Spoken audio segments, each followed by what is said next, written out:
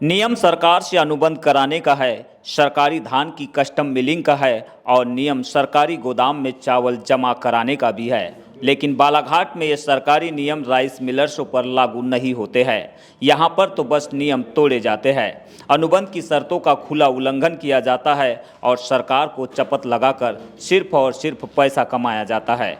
मामला custom milling से जुड़ा है, सरकारी धान की अफरा तफरी से जुड़ा है, राइस मिलर्सों की कारगुजारी से जुड़ा है और प्रशासन की कमजोरी से भी जुड़ा है। दरअसल ये सरकारी धान से भरे वो ट्रक है जिन्हें वारासिवनी पुलिस और मंडी विभाग ने बीती रात मेहंदीवाड़ा चौक से पकड़ा है। इन ट्रकों में सरकारी धान भरा है जिसे मिलिंग के लिए छिंदवाड़ा के राधे एग्रो इंडस्ट्रीज पहुंचना था, पर ये मेहंदीवाड़ा पहुंच गए। जहां सरकारी धान के कुछ बोरे बेचे जा रहे थे, तभी गश्ती पुलिस पहुंच गई और मामला थाने तक पहुंच गया, मंडी विभाग तक पहुंच गया और कार्यवाही भी शुरू हो गई। लेकिन कार्यवाही महज शुल्क वसूलने तक सिमट गई। ना तो राइस मिलर्स पर एफआईआर हुई और ना ही कोई बड़ी कार्यवाही की गई।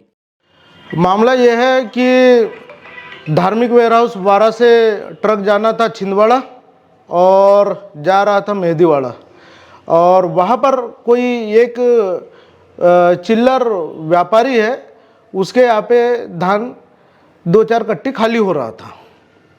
तो उसमें अब क्या कार्रवाई की गई है? उसमें मंडी अधिनियम 1972 क्रमांक 24/1973 के धारा 19(6) के अंतर्गत 5 गुना कार्रवाई मंडी द्वारा की गई है। कितना शुल्क वसूला है?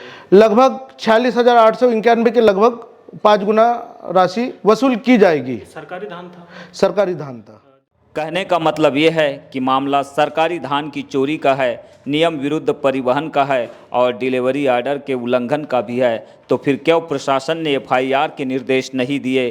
क्या ये प्रशासन की कमजोरी नहीं है? क्या ये विपणन के नियमों का उल्लंघन नहीं है? सवाल कई है, लेकिन सबसे बड़ा सवाल ये है कि जब सरकारी धान की बिक्री करते ट्रक पकड़े गए हैं, तो फिर राइस मिलर्स पर एफआईआर क्यों नहीं हुई?